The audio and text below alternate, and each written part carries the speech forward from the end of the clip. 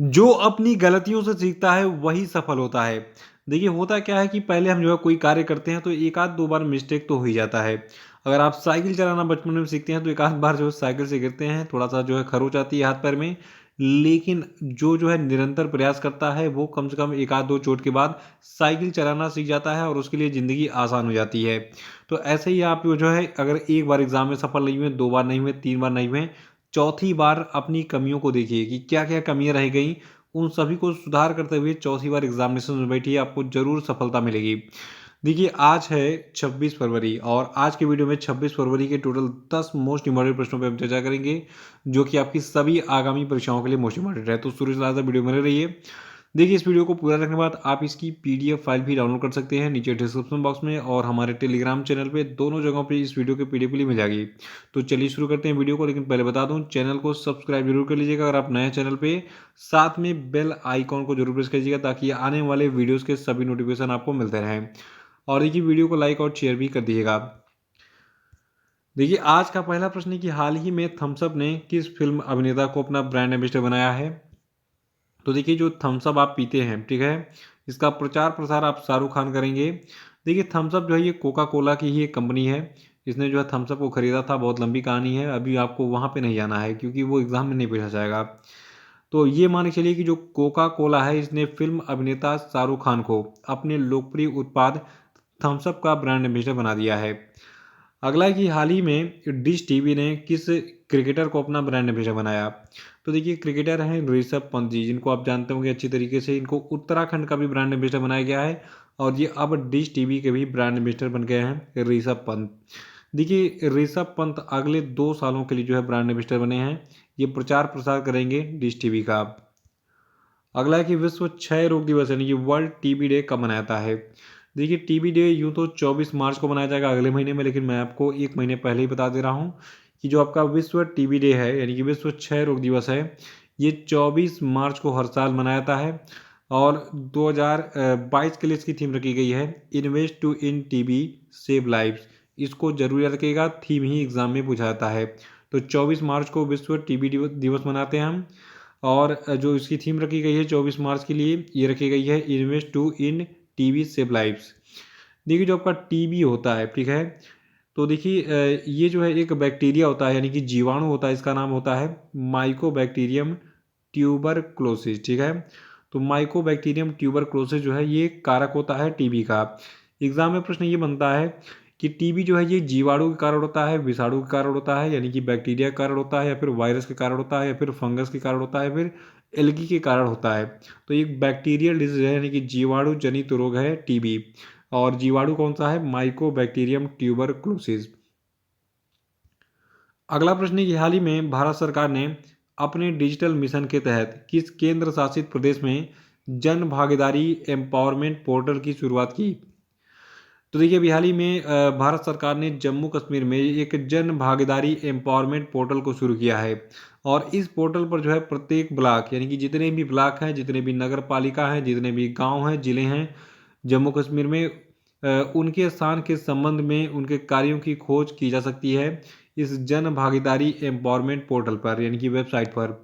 और देखिए इस पोर्टल यानी कि वेबसाइट को मनरेगा, स्वच्छ भारत मिशन ग्रामीण, स्वच्छ भारत मिशन शहरी, प्रधानमंत्री आवास योजना और प्रधानमंत्री ग्राम सड़क योजना जैसी योजनाओं से भी जोड़ा गया है। अगला है कि हाल ही में किस देश के राष्ट्रपति गीतानस नौसेदा ने अपने देश में आपातकाल लागू किया। तो देखिए अभी हाल ही में जो है यूक्रेन में आपातकाल लगा था, लेकिन यूक्रेन से जस्ट सटे एक देश है जो आपका नाम जिसका नाम है लिथुआनिया, ठीक है। तो लिथुआनिया में भी जो है इमरजेंसी लगा दिया गया यानी कि आपातकाल लगा दिया गया है, क्योंकि बगल वाले देश में बमबारी हो रही है, तो थोड़ा सा सावधान रहेंगे अब लिथुआनिया के लोग भी। तो देखिए रूस ने भी हाल ही में यूक्रेन पर हमला कर दिया था और इस तरह यूरोप में युद्ध की शुरुआत हो चुकी है। ऐसे में रूस का जो पड़ोसी देश है, ठीक है, तो पड़ोसी बाल्टिक देश है, वहाँ पे खलबली मच गई है यानी कि जितने भी रूस के अगल बगल के देश हैं और यूक्रेन के अगल बगल के देश हैं, सब में खलबली मच गई है। तो लिथुआनिया एक छोटा सा देश है, बहुत ही छोटा है, वहाँ पे जो है केवल पॉपुलेशन है 27.9 लाख, ठीक है। तो लिथुआनिया ने भी जो है मौजूदा हालत को देखते हुए इमरजेंसी लगा दी है अपने देश में। लिथुआनिया के राष्ट्रपति कौन है? इनका नाम है गीतानस नौसेदा। और देखिए लिथुआनिया की राजधानी क्या है? इसका लिथुआनिया जो देश है इसकी राजधानी है विल्नियस, और यहाँ की करेंसी यूरो है। यहाँ पे केवल पॉपुलेशन कितनी है? 27.9 लाख। और देखिए जो आपका ऑफिशियल लैंग्वेज है ये आपका है लिथुआनियन। कहाँ का? लिथुआनिया का। अगला है कि विराट कोहली और मार्टिन गप्टिल को पीछे छोड़कर T20 अंतर्राष्ट्रीय क्रिकेट में सबसे ज़्यादा रन बनाने वाले पहले खिलाड़ी कौन बन गए हैं? तो देखिए रोहित शर्मा जो है ये T20 अंतर्राष्ट्रीय क्रिकेट में सबसे अधिक रन बनाने वाले खिलाड़ी बन गए हैं। और इन्होंने किसको पीछे छोड़ा है? विराट कोहली को और मार्टिन गप्टिल को। आइए थोड़ा सा आंकड़ों की बात कर लेते हैं। देखिए अभी हाल ही में श्रीलंका के खिलाफ लखनऊ के इकाना स्टेडियम में खेले जा रहे पहले T20 में अभी हाल ही में रोहित शर्मा ने ये रिकॉर्ड बनाया। देखिए रोहित शर्मा T20 फॉर्मेट में सबसे अधिक 3300 रनों का आंकड़ा छूने वाले पहले बल्लेबाज बन गए हैं। इस मामले में विराट कोहली पीछे हो गए हैं और मार्टिन गप्टिल भी। तो 3300 रन कंप्लीट करके रोहित शर्मा जो है T20 अंतर्राष्ट्रीय क्रिकेट में सबसे अधिक रन बनाने वाले खिलाड़ी बन गए हैं। इसको जरूर याद रखिएगा। अगला कि हाल ही में किस राज्य की कैबिनेट ने ई कचरे का निपटान करने हेतु देश के पहले ई वेस्ट इको पार्क को मंजूरी प्रदान की? तो देखिए ये राज्य दिल्ली है, याद रखिएगा। दिल्ली राज्य की कैबिनेट ने ई कचरे का निपटान करने हेतु देश के पहले ई वेस्ट इको पार्क को मंजूरी प्रदान की है हाल ही में। देखिए आपको बता दें कि दिल्ली में हर साल 2 लाख टन ई कचरा होता है और ई कचरे के वैज्ञानिक और पर्यावरणीय रूप से सुरक्षित निराकरण और निपटान में ई कचरा प्रबंधन को इको पार्क से काफ़ी मदद मिलेगी। देखिए भारत जो ये ई कचरे का तीसरा सबसे बड़ा उत्पाद है, इसको जरूर याद रखिएगा। यानी कि सबसे ज़्यादा ई कचरा कहाँ पे मतलब ई कचरे के उत्पादन में भारत तीसरे नंबर पर है पूरी दुनिया में। और सबसे अधिक कचरा जानते कौन बनाता है? चाइना बनाता होगा और अमेरिका, ठीक है। क्योंकि यहाँ पे जो है प्रोडक्शन बहुत ज़्यादा होते हैं इलेक्ट्रॉनिक सामान के। तो ई कचरा का सबसे तीसरा बड़ा उत्पादक है भारत। और याद रखिएगा कि जो भारत का पहला ई वेस्ट इको पार्क है, ठीक है, जो कि ई कचरे के निपटान के लिए बनाया जा रहा है, ये दिल्ली में बनेगा। अगला कि हाल ही में मूडीज ने चालू वर्ष 2022 में भारत के आर्थिक विकास के अनुमान को 7% से संशोधित करके कितना कर दिया है? तो देखिए मूडीज ने एक अच्छी खबर दी है कि जो भारत की अर्थव्यवस्था है ये 7% नहीं बल्कि 9.5% की ग्रोथ रेट से जो है वृद्धि करेगा चालू वित्त वर्ष 2021-22 में। अगला कि हाल ही में किसे हिंदुस्तान यूनिलीवर लिमिटेड के गैर कार्यकारी अध्यक्ष के रूप में नियुक्त किया गया है? तो देखिए हिंदुस्तान यूनिलीवर लिमिटेड के गैर कार्यकारी अध्यक्ष के रूप में नितिन परांजपे को अपॉइंट किया गया है। देखिए जो हिंदुस्तान यूनिलीवर लिमिटेड है इसका मुख्यालय मुंबई में है। इसकी स्थापना 17 अक्टूबर 1933 को की गई थी। अगला कि फरवरी 2022 में भारत को फ्रांस से कितने राफेल लड़ाकू विमान यानी कि राफेल फाइटर एयरक्राफ्ट मिले? तो देखिए फरवरी 2022 में भारत को फ्रांस से टोटल 3 राफेल लड़ाकू विमान मिले हैं। देखिए जो आपके ये 3 जेट हैं तो 3 जेट विमानों को इस नए आगमन के साथ मतलब ये जो 3 हमें विमान मिले हैं इसके साथ भारत में टोटल अब 35 राफेल बेड़े जो है मतलब राफेल लड़ाकू विमान हो गए हैं। यानी कि अब तक टोटल 35 विमान कंप्लीट हो गए हैं जो कि हमें कहाँ से मिले हैं? ये हमें मिले हैं सभी फ्रांस से।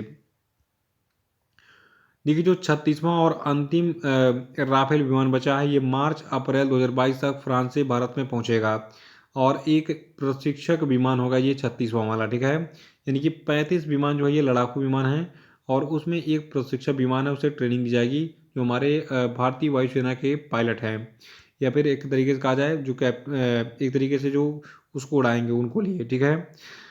देखिए सितंबर 2016 की बात है जब ये डील हुई थी कि हमें 36 लड़ाकू विमान चाहिए, फ्रांस के साथ ये डील हुई थी।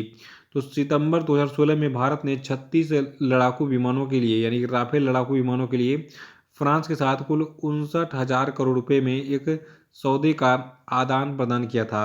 अमाउंट कितना था? 59,000 करोड़ रुपए में 36 राफेल लड़ाकू विमान का। ये जरूर नोट कर लीजिएगा। तो ये थे आपके आज के सभी धमाकेदार प्रश्न। आपको ये वीडियो कैसा लगा कमेंट बॉक्स में जरूर बताइएगा। और अभी हम बात करेंगे आज के सभी क्वेश्चन अपडेट पे। तो देखिए आज क्वेश्चन अपडेट का पहला प्रश्न है कि केंद्रीय उत्पाद शुल्क दिवस कब मनाता है? आंसर बताइए। अगला कि 24 फरवरी 2022 को प्रधानमंत्री किसान सम्मान निधि योजना को कितने साल पूरे हो गए? बताइए। देखिए कल मैंने बताया था कि प्रधानमंत्री किसान सम्मान निधि योजना कब लागू की गई थी, यानी कब लॉन्च की गई थी और किस स्थान से इसको लॉन्च किया गया था। ये दोनों चीज़ें एग्जाम में पूछी जा रही हैं बार बार। इसको आप कल का वीडियो देख के रिवाइज करा लीजिएगा। तीसरा प्रश्न आपके लिए कि कृषि नेटवर्क ने हाल ही में किस फिल्म अभिनेता को अपना नया ब्रांड एम्बेसडर बनाया है, बताइए। और अगला कि भारत की कौन सी महिला क्रिकेटर 26 बॉल में 50 रन बनाने वाली पहली भारतीय खिलाड़ी बन गई है, बताइए। नेक्स्ट है कि इंडिया रेटिंग्स ने 2021-22 में भारत की जीडीपी की वृद्धि दर कितने परसेंट रहने का अनुमान लगाया, बताइए। और अब हम बात करेंगे कल के पूछे गए सभी क्वेश्चन के सही उत्तरों की। देखो हमने का पहला प्रश्न था कि प्रधानमंत्री की आर्थिक सलाहकार परिषद के पूर्णकालिक सदस्य के रूप में किसको अपॉइंट किया गया है, तो देखिए ये व्यक्ति आपके हैं संजीव सान्याल। अगला था कि हाल ही में किस देश ने अपनी पहली हाइड्रोजन से चलने वाली ट्रेन लॉन्च की, तो देखिए जो हाइड्रोजन से चलने वाली पहली ट्रेन है इसको लॉन्च किया है जापान ने। और अगला है कि भारत और किस देश ने हाल ही में नीली अर्थव्यवस्था और महासागर शासन पर और रोड मैप पर सहमति जताई है, तो देखिए ये देश फ्रांस है। और अगला प्रश्न था कि हाल ही में मलयालम फिल्म की किस प्रसिद्ध अभिनेत्री का 74 वर्ष की उम्र में निधन हो गया, तो देखिए ये अभिनेत्री हैं केपीएस ललिता। और पांचवा था कि हाल ही में आईपीएल टीम दिल्ली कैपिटल्स ने किस पूर्व तेज गेंदबाज को अपना सहायक कोच नियुक्त किया है, तो देखिए ये व्यक्ति आपके हैं अजीत अगरकर। तो इसी के साथ ये वीडियो समाप्त होता है। जय हिंद, जय भारत।